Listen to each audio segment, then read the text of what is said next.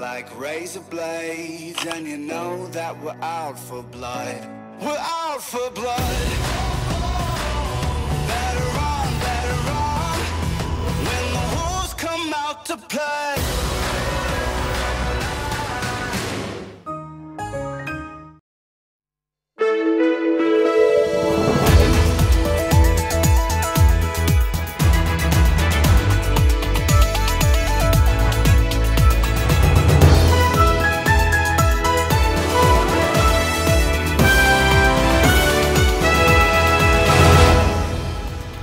So glad you've made the time to watch NTV tonight. Here's what you have to look forward to.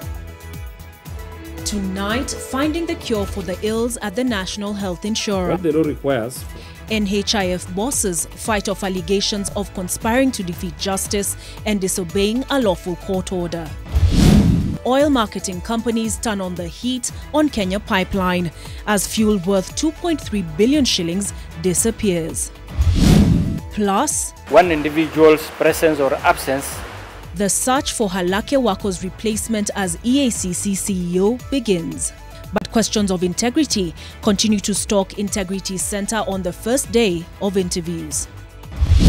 And also tonight, here is a live bullet being shot at a comrade. Is this really fair? Why the students of Moi University School of Law had a run-in with the law in Eldoret.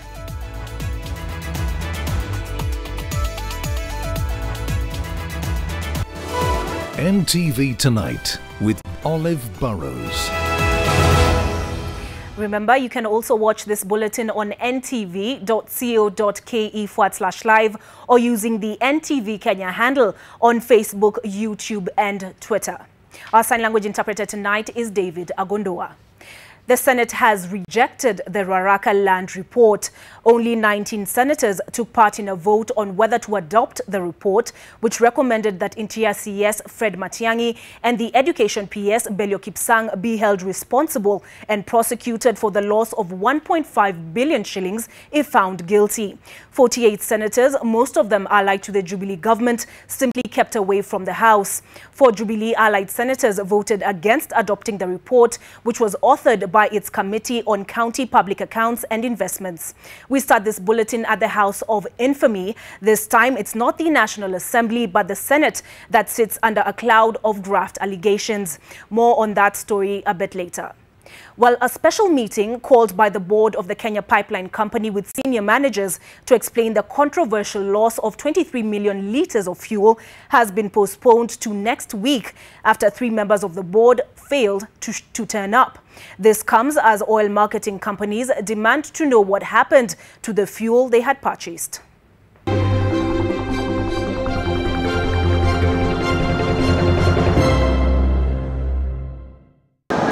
Kenya Pipeline Company is under intense pressure from oil marketing companies to explain the whereabouts of fuel worth more than 2.3 billion shillings that they had purchased, only to be reported missing through fuel loss at KPC.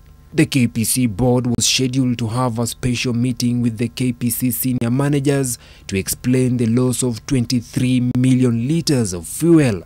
However, the meeting flopped after 3 board members, Jinaro Kibet, Eric Korir, Felicity Biriri, failed to turn up. The special meeting that now will be held next week was supposed to have the senior managers explain the findings of the report by the KPC Board Finance Committee that associated the huge fuel loss to spillages and the gain loss effect as of September 30th this year.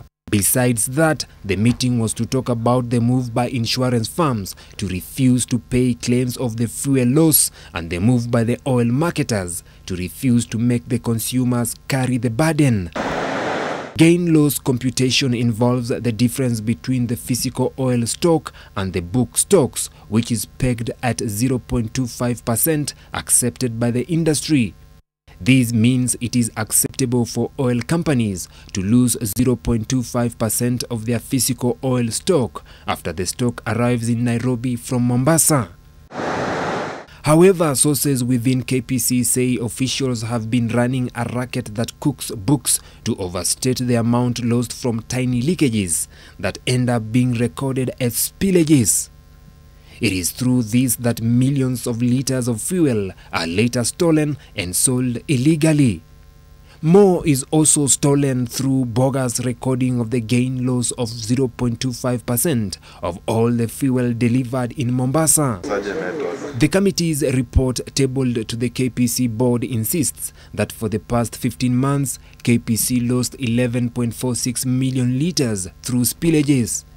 Some of the spillages of about 4.8 million liters were said to have happened along a stretch at Lisa Ranch, with no evidence of such seen so far. Vincent Odur, NTV.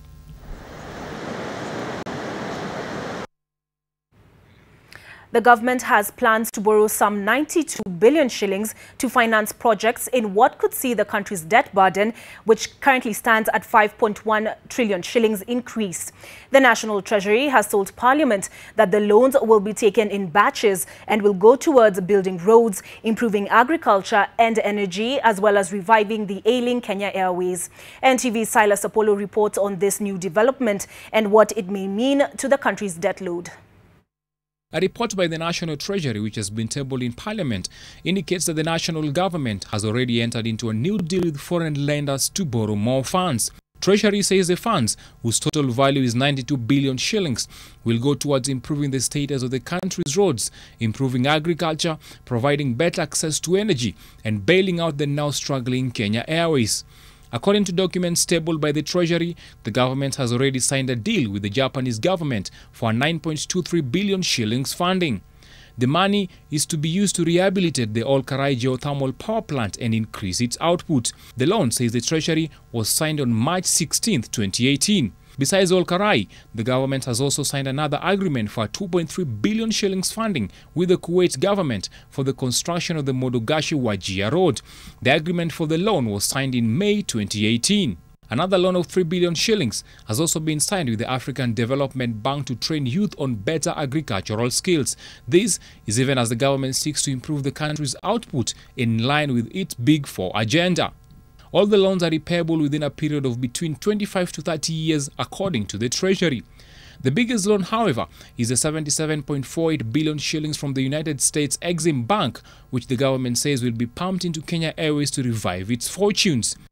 Should the Treasury receive a nod from the lenders and acquire the loan, the country's public debt risks shooting higher, in what some economists have warned could become unsustainable in the near future. Currently, Kenya's debt stands at 5.1 trillion shillings, a chunk of it being funds borrowed from China to build roads, bridges and the standard gauge railway. Data from the Treasury shows that China is now by far the country's largest lender, accounting for 72% of the bilateral debt as at the end of March this year. Estimates indicate that the debt could hit 7 trillion shillings by the time President Uhuru Kenyatta is leaving office in 2022. The Treasury has, however, remained confident that the borrowing is sustainable as long as all funds are used for the intended purposes.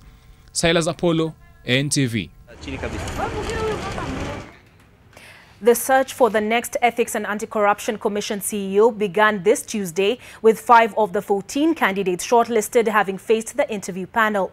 The search for Halake Wako's successor is one that will be of interest to many Kenyans who believe that the time for the EACC to develop teeth and tackle corruption head-on is nigh.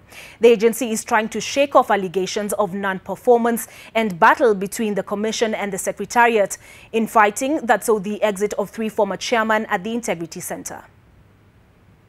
With the exit of Halake Wako at the helm, the Ethics and Anti-Corruption Commission is now looking for a replacement for a CEO for the anti-corruption agencies, with 14 Kenyans already slated for interviews between today and the 3rd of December. Currently, Deputy CEO Michael Mubea leads the list of those seeking to replace Wako, with former KDF spokesperson Colonel Cyrus Oguna slated to face the interview panel Wednesday. Sarah Kilemi will be interviewed on the 3rd of December. Other notable personalities are former Police Service Commissioner Murshid Mohammed, former Kisumu County Secretary Humphrey Nakitare, former IPOA CEO Joel Mabonga, KenGen Security Manager Twalib Mbaraki, among others. The revolving doors at Integrity Center have come to be perceived as literally that when tackling economic crimes, doing so without any serious convictions. Many suspects have walked in and out of these doors, and while it seemed that some big fish had been nabbed, they always walked out those same doors and back into the ocean. One individual's presence or absence. The EACC has been blamed for a poorly persecuted fight against corruption during Wako's tenure. Most claim that his other undoing was clearing individuals with questionable backgrounds and fake academic papers to run for elections or hold public office. In a confidential memorandum, 2 candidates slated to replace Wako have been faulted as underperformers while working under the former CEO. Complainant Jack Otieno, while quoting the case of Homa Bay County, believes that even after sharing more than enough evidence that would make key county officials spend years behind bars for corrupt activities, the 3 failed to investigate the case. Otieno states that from the reports and laxity to investigate, arrest and prosecute the culprits, it is believed that the Commission is protecting a network. I am humbled and privileged. The exits of former chairman of the KACC renamed EACC PLO Lumumba, Mumu Matemu and Philip Kinisu was blamed on the secretariat. Some of the current candidates worked with Wako. These are people who have been recruited and employed by the government of Kenya. It's not me. Over the last few years, the EACC has been on the radar of many Kenyans who have accused it of being a toothless dog without being able to execute its core mandate of dealing with corruption. But they hope with the new person at the helm, they will be able to do this and bring back the faith of Kenyans. Leila Mohammed, NTV, Nairobi.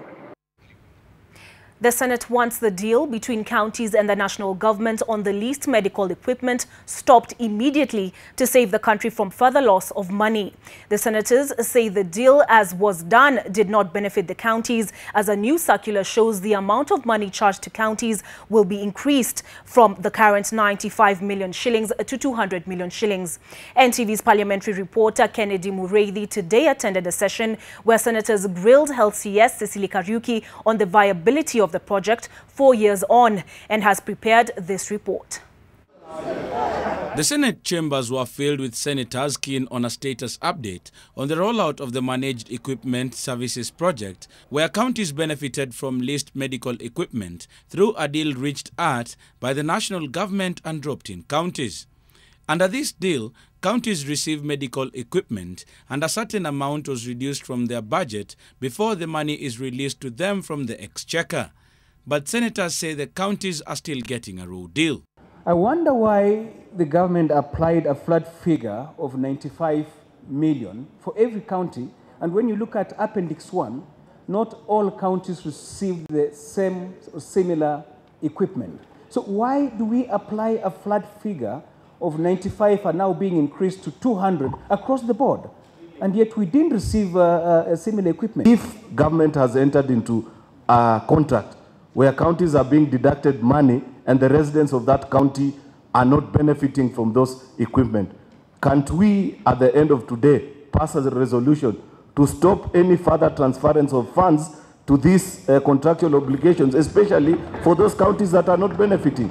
The senators argue that less is being said about the true position of the contract signed between the national government and the counties, or the contract signed between the national government and the companies providing the medical equipment. I hope the contract that will not get is a contract that is general with the counties. We would want to see the contract between the lessee and the government so that we can be able to understand some of these issues. This was done deliberately, Mr. Chairman, to embezzle funds from our counties. And even it is not clear right now if the money is being deducted from the source or the governors are given the money so that they can pay. The total amount is under the ministry's budget, and therefore is a national government share of revenue and not a single cent is from the counties. The primary allocatee is the county. Whether you hold the money here or not, when you go further with that figure of 9.4 billion this year, 200 million is allocated, a portion to every county.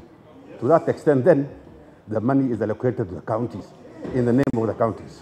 The amount that the counties should pay is expected to rise from 95 million shillings per county per year to 200 million shillings according to a new circular. An additional 21 hospitals from across the country have also been included in the list of those that should benefit from the equipment. No, Senator, I said I did. Sources within Parliament tell NTV that both houses of Parliament have tried to put a stop to this deal, as counties are yet to utilize them optimally. Some counties like Bomet never signed the contract but still received the equipment. Appearing before the Senate's Public Accounts and Investment Committee today, Mombasa Governor Hassan Joho also faulted the deal. The purpose of this entire arrangement is to deliver a specific service to the ordinary mwananchi. And I don't think we have achieved that so far. Senators are now calling for a deeper scrutiny of the deal as they believe the country in general got a bad deal. Kennedy Muredi, NTV. Senator Fatuma Dulo. Now back to our top story of the night. The Senate has rejected the Ruaraka land report. Only 19 senators took part in a vote on whether to adopt the report, which recommended that Interior CS Fred Matiang'i and Education PS Belio Kipsang be held responsible and prosecuted for the loss of 1.5 billion shillings if found guilty. 48 senators, most of them allied to the Jubilee government, simply kept away from the House. 4 Jubilee-allied senators voted against adopting the report, which was authored by its Committee on County Public Accounts and Investments. This time, it is not the National Assembly but the Senate that sits under the cloud of graft allegations. The report found that the land that had already had 1.5 billion shillings paid out to a businessman was public land. It pointed a finger at Interior CS Fred Matiang'i and Education Principal Secretary Belio Kipsang. The issue at hand, the dubious sale of the land on which 2 public schools stand, Ruaraka High School and Drive-In Primary School. By omission and commission, senators shot it down. Only 19 senators stand up to vote, with 48 senators opting to keep away, either by design or accident. Inaonekana wazi kulikuwa na mpango ya kwamba mtu alikuwa na kazi hiyo ya kuona ya kwamba wale ambao wanaweza kukubali waondolewe nje. Ingekuwa afadhali wakae pale ndani wapige kura. 4 out of the 19 senators who took part in the ballot voted against the report. They include Samson Kiprotich of Nandi, Susan Kihaka of Nakuru, Baringo Senator Gideon Moi, and his Elgeyo Marakwet counterpart, Kipchumba Murkomen. That report was done by the membership of the committee by consensus. It is quite unfortunate that even some of the members who appended their signatures to that report were absent today. They were there in the earlier part of the session, but later on they decided, for reasons best known to themselves, to stay away. Members who spoke to the motion supported the findings and the recommendations of the committee. It is also sad that when we look at the tally of the votes, that some of the members who are very flowery and very glowing in their praise of the work of the committee have chosen to vote against the committee. Those who voted for adoption of the report, according to the Senate's records, are Moses Kajwang of Homa Bay, George Khaniri of Vihiga, Issa Juma of Kwale, Mutula Kilonzo Jr. of Makueni, nominated Senator Naomi Masitsa, Charles Ekal of Turkana, Boniface Kabaka of Machakos, Jones Mashushe of Taita Taveta, Mohamed Haji of Mombasa, Ochilo Ayako of Migori. Others are Ledama Olekina of Narok, James Orengo of Siaya, Frederick Outa of Kisumu, Johnson Sakaja of Nairobi, and Enoch Wamboi of Kitui. Only Senator Sakaja voted for adoption from the Jubilee Party. President, you've lost the war on corruption because your Jubilee Party has failed you. The list here is very clear. None of your members showed up today to support you. You're on your own. Only 7 of the 9 members of the committee that appended their signature took part in the voting process. Members of the ODM-led group who voted to adopt the report accused their colleagues of receiving bribes to ensure that the report was not adopted. Eunice Omolo, NTV, Nairobi. NHIF Chief Executive Officer Geoffrey Mwangi and his counterpart, Finance Director Wilbert Kurgat, have been remanded at the Industrial Area GK Prison. This is after the defense and the prosecution failed to agree on terms of bail and bond for the two accused. The court, through Chief Magistrate Francis Andai, is set to rule on the matter on Wednesday, the 28th of November 2018. Mel Miendo reports. It's another night behind bars for NHIF boss Geoffrey Mwangi and Finance Director Wilbert Kurgat. The two have been remanded at Industrial Area Prison, awaiting the court's ruling on their bail application. Let's have at 12:30 p.m. But this postponement came after much disagreement between the prosecution and the defense in coming up with the terms for bail and bond for the accused. And they are framed as... Chief Magistrate Francis Andai had given the two sides this option after the prosecution vehemently opposed bail and bond for the accused, but proposed monetary terms if the defense were to be granted their application. If the court disagrees with us and is inclined to grant, we shall be asking that an order is made barring each of the accused persons from accessing their offices, their individual offices, or any of the offices of the National Hospital Insurance Fund. Your Honor, we'll also be asking that the sureties, if any, also deposit their passports. And finally, reluctantly, we are making a suggestion that if monetary figures are to be considered, then bail of 5 million, and in the alternative, a cash bail of 3 million. It is this proposal that brought much debate, with the court arguing that the prosecution had preempted its ruling before a decision was made. You make your submission, leave your submission, let the court do what? Make its determination.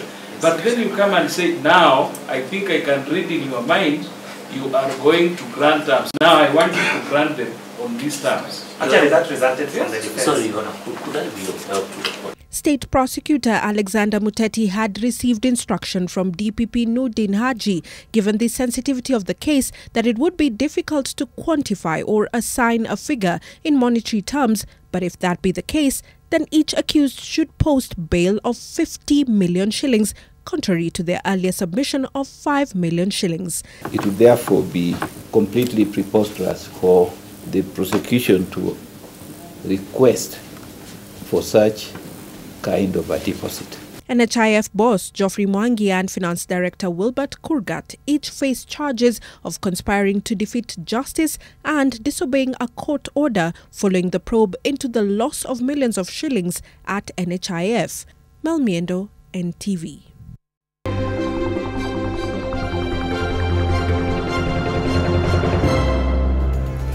That was the state of corruption. We take a short break, but when we come back, Kevin Mutai comes live to tell us what is the latest from the coast where the Italian Silvia Romano was abducted from.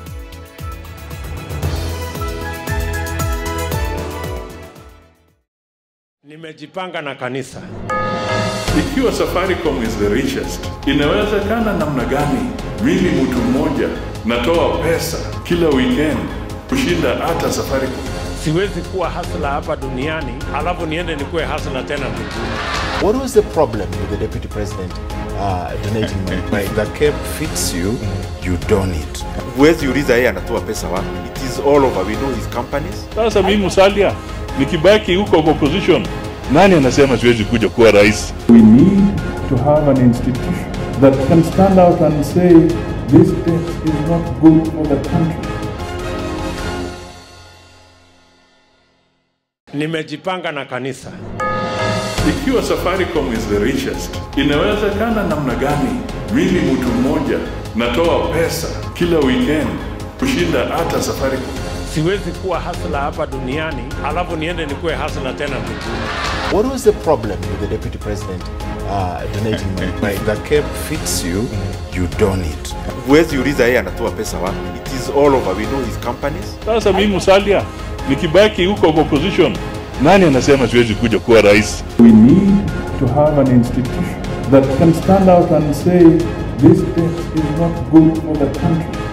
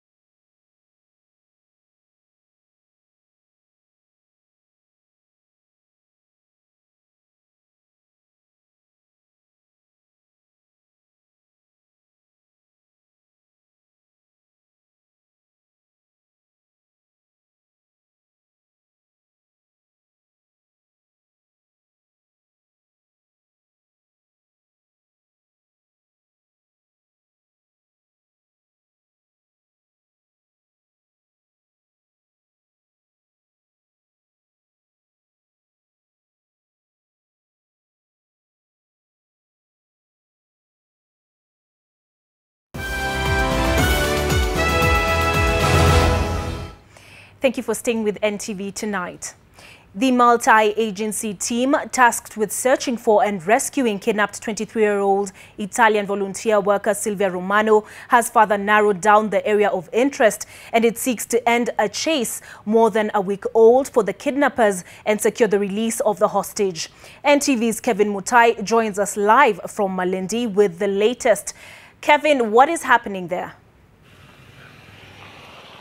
Thank you so much, Olive. And like you've just said, that it is upon the multi-agency team that is currently conducting operation in the vast forest all the way from Garsen to Galana Kulalo, where this particular gunman abducted Silvia Romano and fled to.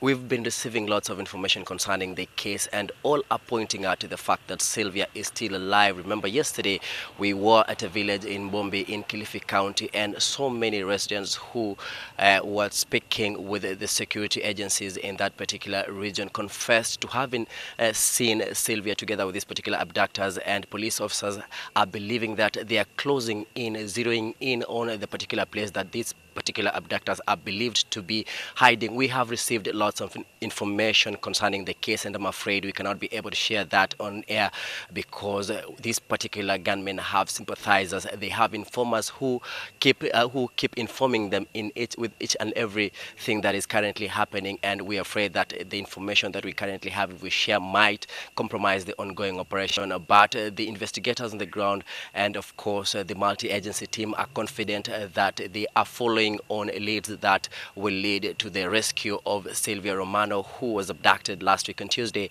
at Chakama Trading Center. Remember that the residents that we spoke to in Bombe told us that some of them saw these particular abductors who fled from Chakama accessed the forest through Matolani. That is a village, a shopping center that is approximately 80 kilometers from Malindi town, and they've been maneuvering the forest. It is a thick forest, and of course security apparatus on the ground say they have equipments and surveillance both in the air and the ground, with efforts of rescuing Silvia and of course arresting these perpetrators and bringing them to book. That is what we have for you from this particular region in Malindi, and we are on standby for more information. And Olive, I'm sure that once we have this particular information, we will be able to update our viewers on the happenings on the search and rescue mission of the Italian volunteer student Silvia Romano. That's it from Malindi, and back to you, Olive. Thank you for staying on that story, Kevin. Kevin, they're speaking to us from Malindi. The Independent Policing Oversight Authority has condemned the attacks on police by members of the public. The body maintains that aggrieved members of the public ought to follow the laid out procedures of registering their complaints and trust that the Oversight Authority, IPOA, would then investigate and address their concerns. The multiple attacks on police officers have been well documented on mainstream and social media. The frequency of the incidents increasingly worrying for the Independent Oversight Policing Authority, as it depicts a lack of confidence in the justice system and the institutions meant to check police excesses. In a statement sent to newsrooms, IPOA strongly condemned the attacks on police officers while on duty, terming the actions criminal. The body reiterated that the judiciary is able to handle any grievances, and so taking the law into one's hands is unnecessary. Meanwhile, tuk-tuk drivers from Nakuru town have distanced themselves from the recent attack on 2 traffic police officers by one of their own. Na hatuwezi jua chanzo ambao ilifanya yule driver afanye mambo kama yale kupigana na maskari. Na kulingana na sheria ni kwamba lazima tuheshimu kila mamlaka. Kwa hivyo maskari walikuwa wanafanya kazi yao. Hatupendi kuona hiyo maneno ikifanyika hivyo, sababu hii kazi ndio watu wengi wanategemea. Vijana wengi imeajiri vijana wengi town, na kitu kama hiyo ikitendeka inaona itaharibia wengi kazi. The drivers have, however, asked the relevant authorities to reduce the pressure that they are feeling on the road as the government seeks to enforce the Michuki rules. Charity Mwangi, NTV. transport along the Eldoret-Nakuru Highway was temporarily disrupted when law students from the Moi University went on a rampage, blocking the roads to protest missing marks and demanding to be included in the list of those graduating in December. The students, who were repulsed by police, claim despite their efforts to seek audience with the school's administration, they have been unable to resolve the matter. Lois Wangoi reports. For the better part of the day, law students from University Eldoret had a run-in with the law. A dispute between the students and the institution over missing marks poured into the streets. Police who tried to calm them down were forced to fire into the air to disperse them and to open up sections of the Eldoret-Nakuru Highway that had been blocked. About 200 fourth-year law students say they are yet to receive their final marks despite numerous efforts to reach out to their lecturers, their HOD and their dean. Now they fear they may be left out of the ceremony set for the 20th of December. Tumekuwa very cordial for so long. Tumeongea na dean, tumeandika mabarua, tume meetings. Hawaski, saizi tuko fourth year, 1 month to the end of the line, at your max zimeibiwa. The students accused the police of using brute force, having fired live rounds at them. These are issues we've raised ever since first year. These are issues that have been perpetual. Ever since I joined this school in 2014, we've been crying over the same issues over and over again. Eldoret South Police Boss Richard Omanga, however, dismissed the allegations and asked the students to use appropriate channels to resolve the dispute. The students claim the Dean of the School of Law, Dr. John Chebi, has been unwilling to address their concerns. He was unavailable for comment. Lois Wangoi, NTV, Eldoret. The prosecution in the Monica Kimani murder case intends to use 25 witness statements and 54 exhibits against Joseph Irungu alias Joey and Jackie Maribe. The two are the first and the second accused persons in the murder case. NTV's Seth Olale, who attended Tuesday's proceedings at the Milimani Law Courts, also reports that Joey withdrew his application seeking to have Justice James Wakiaga recuse himself from the murder case owing to his woman-eater remark during the bail application ruling. That's for the first and the second accused. Lead prosecutor Catherine Mwaniki has availed to the defense team a list of 25 witness statements and 54 exhibits that will be used against Joseph Irungu alias Joey and Jackie Maribe when the case goes to full trial. Your Lordship, I don't know, but... The prosecution is, however, yet to provide the defense team with all the correspondence before the pre-trial conference, saying some are protected government statements that might be used to jeopardize the case. If they can give us time, and we're in constant communication with the government chemist. Jackie Maribe, through her lawyer Katwa Kigen, sharply deferred with the prosecution over the seizure of the suspect's property, including her house, motor vehicle and cell phones, despite an earlier court directive granting her access. I feel that that period of 62 days already is adequate to have completed whatever forensic and photographic and data collection they needed.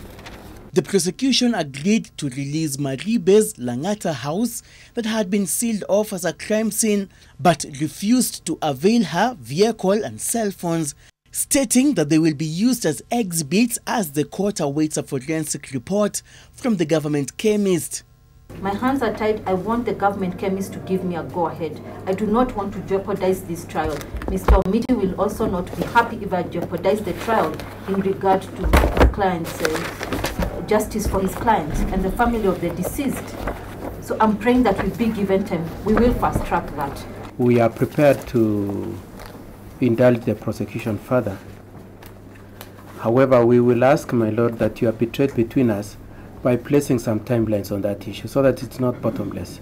Judge James Wakiaga ordered the prosecution to file all the required correspondence in 3 weeks' time, while at the same time directing the prosecution to enable Joseph Irungu, alias Joey, who is suffering from a bullet wound, undergo surgery at the Kenyatta Referral Hospital immediately, or else release the suspect on bond to undergo specialized treatment at a facility of his choice.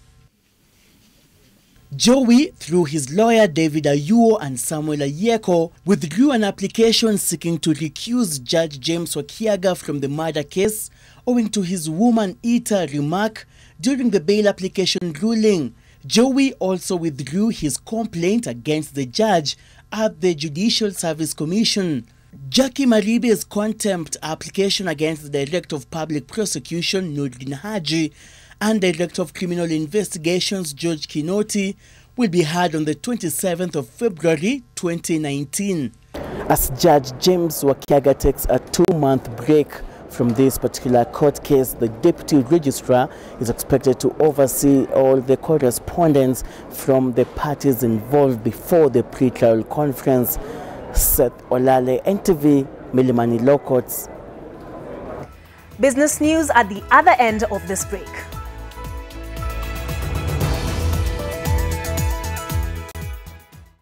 Nimejipanga na kanisa.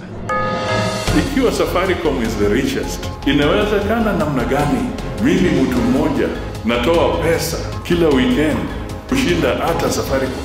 Siwezi kuwa hustler hapa duniani alafu niende nikuwe hustler tena mbinguni. What was the problem with the Deputy President donating money? The cap fits you, you don it. Huwezi uliza yeye anatoa pesa wapi. It is all over. We know his companies. Sasa mimi Musalia nikibaki huko opposition, nani anasema siwezi kuja kuwa rais? We need to have an institution that can stand out and say this tax is not good for the country. Nimejipanga na kanisa. Ikiwa Safaricom is the richest, inawezekana namna gani mimi mtu mmoja natoa pesa kila weekend kushinda hata Safaricom?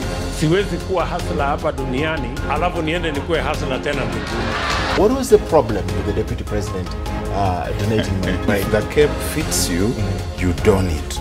Huwezi uliza yeye anatoa pesa wapi. It is all over. We know his companies. Sasa mimi Musalia nikibaki huko opposition, nani anasema siwezi kuja kuwa rais? We need to have an institution that can stand out and say this tax is not good for the country.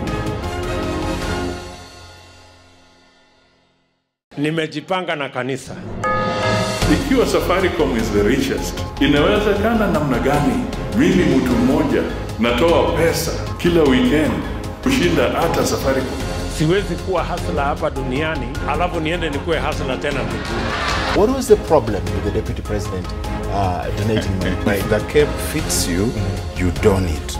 Huwezi uliza yeye anatoa pesa wapi. It is all over. We know his companies. Sasa mimi Musalia nikibaki huko opposition, nani anasema siwezi kuja kuwa rais? We need to have an institution that can stand out and say this tax is not good for the country. Nimejipanga na kanisa. Ikiwa Safaricom is the richest, inawezekana namna gani mimi mtu mmoja natoa pesa kila weekend kushinda hata Safaricom?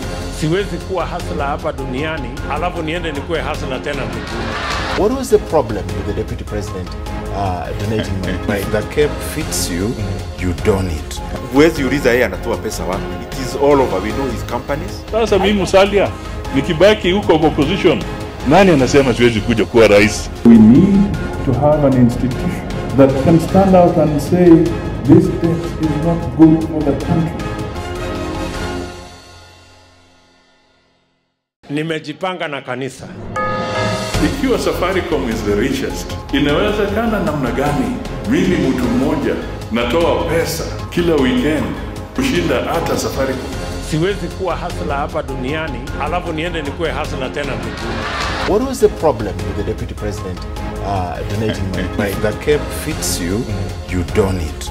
Huwezi uliza yeye anatoa pesa wapi. It is all over. We know his companies. Sasa mimi Musalia nikibaki huko opposition, nani anasema siwezi kuja kuwa rais? We need to have an institution that can stand out and say this tax is not good for the country. Nimejipanga na kanisa. Ikiwa Safaricom is the richest, inawezekana namna gani mimi mtu mmoja natoa pesa kila weekend kushinda hata Safaricom? Siwezi kuwa hustler hapa duniani alafu niende nikuwe hustler tena mbinguni.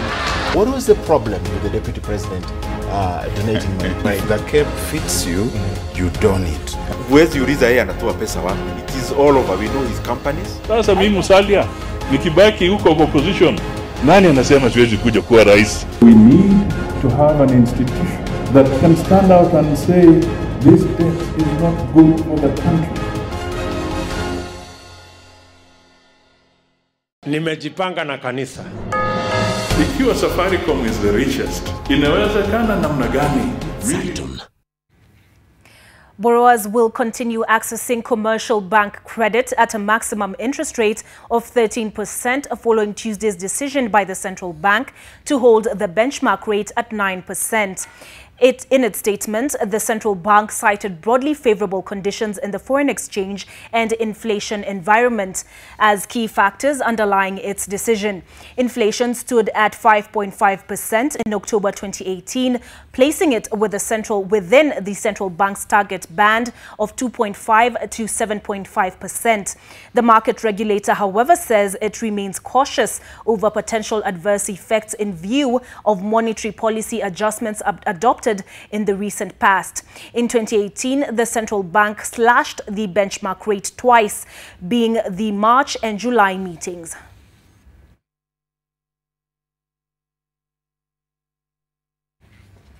Ever since the law capping interest rates in Kenya became operational in September 2016, commercial banks have been looking for avenues to strengthen their non-interest income as a cushion against the effects of the law.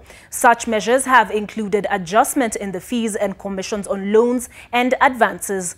In the latest development, earnings from foreign exchange transactions are coming under focus, with Equity Bank rolling out an online foreign exchange trading platform as it looks to ramp up the volume of transactions.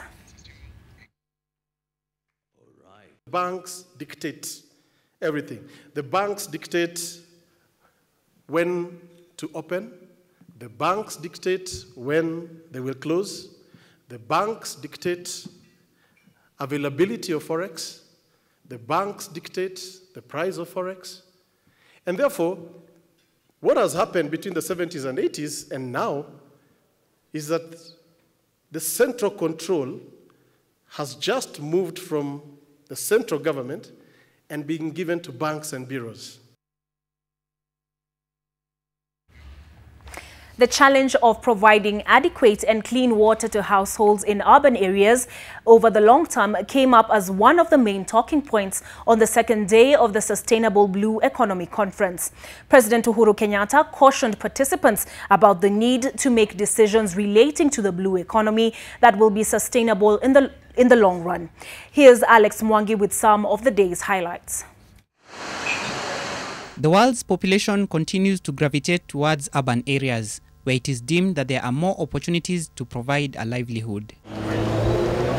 The bias towards urban spaces by humans is now a source of concern for policymakers, particularly on the provision of clean water for the long term. 3/4 of all the large cities in the world are located by the sea, or next to a river, or next to a lake, highlighting the importance of water bodies in the establishment and growth of urban areas. Decisions made today on urbanization and land use models, as well as on critical infrastructure, will determine whether our investments are future-proof or whether they lock us onto an unsustainable future. Whilst the blue economy presents an opportunity for Africa to achieve greater growth and prosperity for our people, we are also conscious of the challenges. These include the capacity to understand and better manage the many aspects of oceanic sustainability, the frameworks in place to ensure collaboration across the public and public sectors and across nation states for the sustainable management of ocean resources. Uncontrolled human activity and pollution has led to warmer oceans, and scientists are now linking some of the extreme weather conditions in certain coastlines around the world to the rising temperatures of the oceans. Kenya's National Climate Change Action Plan 2018 to 2022 acknowledges the continuous threat that climate change poses to the achievement of a sustainable blue economy. This calls for partnership to enable cities adapt and become resilient. The burden is heavy on national governments, but also on mayors and governors of cities to establish a new model for city governance and politics that support imaginative business propositions and experimentation. Alex Mwangi, NTV. That report by Alex Mwangi brings the business news to a close.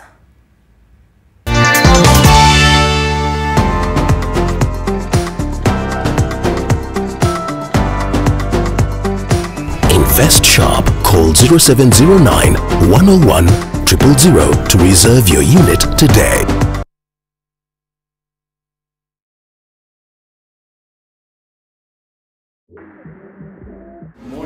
Natoa pesa kila weekend kushinda hata safari.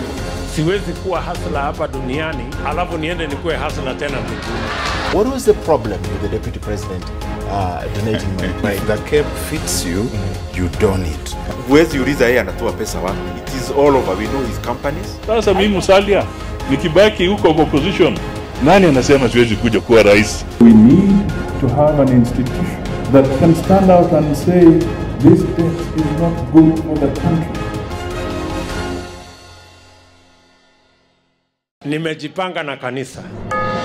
Ikiwa Safaricom is the richest, inawezekana namna gani mimi mtu mmoja natoa pesa kila weekend kushinda hata Safaricom? Siwezi kuwa hustler hapa duniani alafu niende nikuwe hustler tena mbinguni. What was the problem with the deputy president donating money? If the cap fits you, you don it. Huwezi uliza yeye anatoa pesa wapi. It is all over. We know his companies. Sasa mimi Musalia nikibaki huko kwa opposition, nani anasema siwezi kuja kuwa rais? We need to have an institution that can stand out and say this debt is not good for the country. Nimejipanga na kanisa. Ikiwa Safaricom is the richest, inawezekana namna gani mimi mtu mmoja natoa pesa kila weekend kushinda hata Safaricom? Siwezi kuwa hustler hapa duniani alafu niende nikuwe hustler tena mbinguni. What was the problem with the deputy president donating money? If the cap fits you, you don it.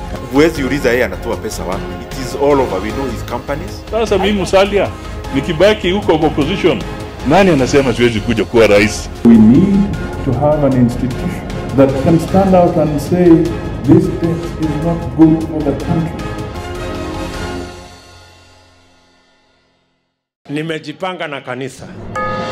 Ikiwa Safaricom is the richest, inawezekana namna gani mimi mtu mmoja natoa pesa kila weekend kushinda hata Safaricom? Siwezi kuwa hustler hapa duniani alafu niende nikuwe hustler tena mbinguni. What was the problem with the deputy president donating money? If the cap fits you, you don it. Huwezi uliza yeye anatoa pesa wapi. It is all over. We know his companies. Sasa mimi Musalia nikibaki. Welcome back. The Kenya Conference of Catholic Bishops has raised alarm at the increased cases of teen pregnancies. The church says the high rate of teen pregnancies is caused by moral decay in the country, lamenting that parents have failed to mold their children. The Catholic bishops say the debate about advocating contraceptives to young girls will not be the solution to curb the menace, but will mislead and encourage the youth to engage in sex before marriage. Teenage pregnancies have proved to be a real problem in the country, with over 13,000 learners in 2018 found to be expectant during Kenya's national exams. An alarming number of girls were reported to be pregnant or in labor. The issue of teenage pregnancies continues to elicit sharp debate. The Kenya Conference of Catholic Bishops has faulted the society for eroded morals. The issue of the teenage or child pregnancy is a result of corruption of our families. Is a result of corruption in the moral sphere. Some of these children have been brought up with wrong ethical principles. The abusers of children, irrespective of who they are, must face the full force of the law. Numerous studies have documented the fact that a high number of teens are already sexually active. Over 300,000 girls between 15 to 19 years became pregnant between July 2016 and June 2017. Comprehensive sex education has been a highly controversial issue in the country over the past years. The church emphasizes contraception is not the solution, or distribution of contraception that is making it licit to these young fellows, thinking that it is okay. Parents must be with their children. Parents must follow their children, must give them the right direction and right example. Walimu wawajibike, na zaidi wale ambao wanahusiana na kulinda maslahi ya watoto, haki za watoto wawajibike. The bishops are also opposed to the ongoing debate on abortion. When we begin to see some lives as useless and unwanted, then we know that the society is sick. We need to return to our Christian moral values and the teaching of the church, which teaches us to respect every life. The religious leaders condemned those promoting abortion through commercial adverts, saying it's against moral law and God. Rozongwe, NTV.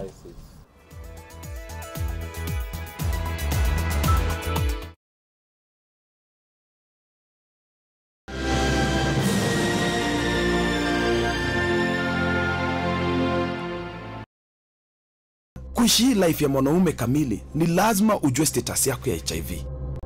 Keep zile vitu. Nani anasema siwezi kuja kuwa rais? We need to have an institution that can stand out and say this text is not good for the country.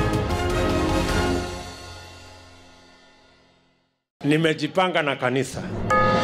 Ikiwa Safaricom is the richest, inawezekana namna gani mimi mtu mmoja natoa pesa kila weekend kushinda hata Safaricom? Siwezi kuwa hustler hapa duniani alafu niende nikuwe hustler tena mbinguni.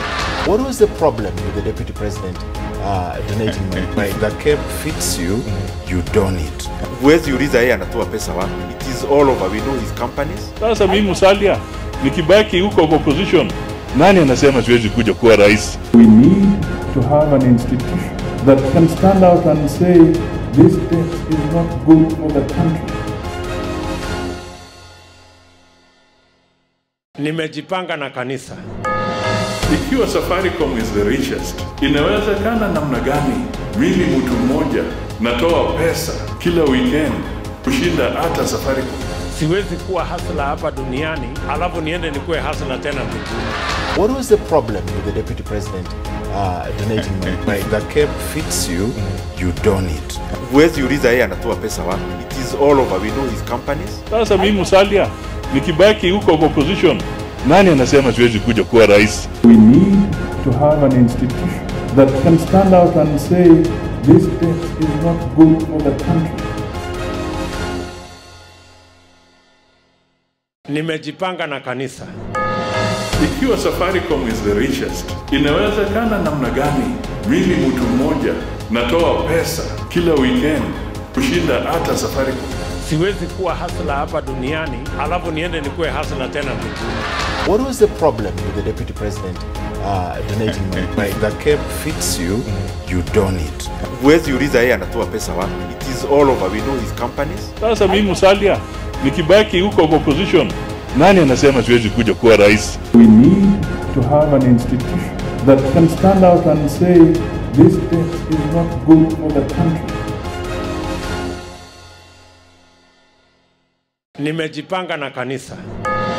Ikiwa Safaricom is the richest. Well, Kariobangi Sharks have one foot into the first round of the CAF Confederation Cup after thrashing Djibouti's RTA Solar 7 6-1 in the preliminary round at the Kasarani Stadium. Bigger test awaits the team as they face Gor Mahia in the Kenyan Premier League Super Cup this weekend, as well as Ghana's Asante Kotoko in the first round of the continental competition, should they not falter in Djibouti next week.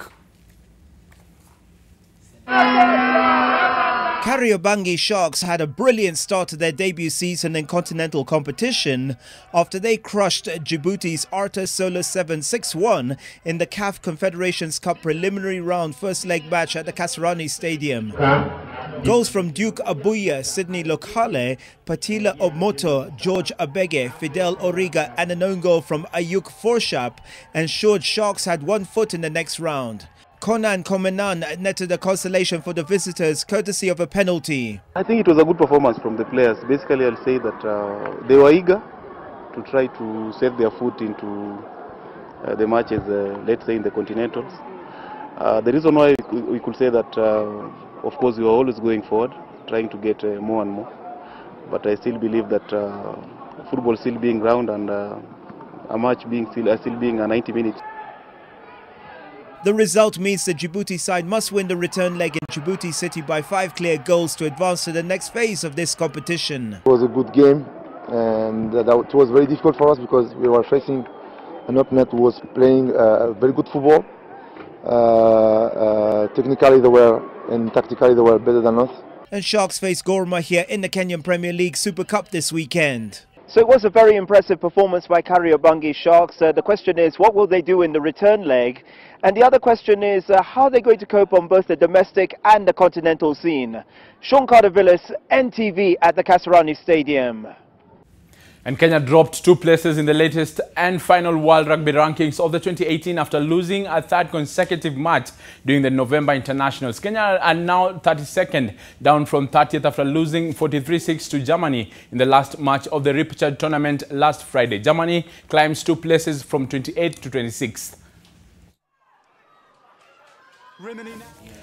Defending champions Nigeria through to the finals of the Africa Women's Cup of Nations after seeing off Cameroon 4-2 in post-match penalties after the teams played out a barren draw in regular and extra time.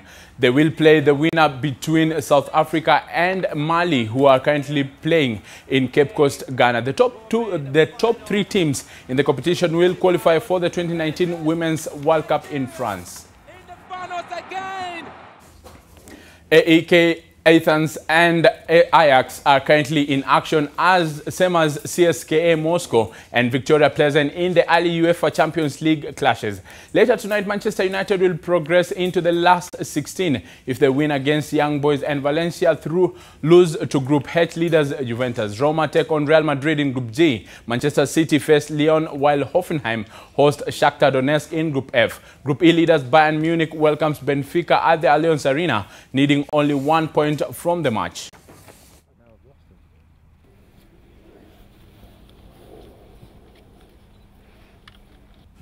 That's all from our sporting desk. Have a lovely night. My name is Brian Otual.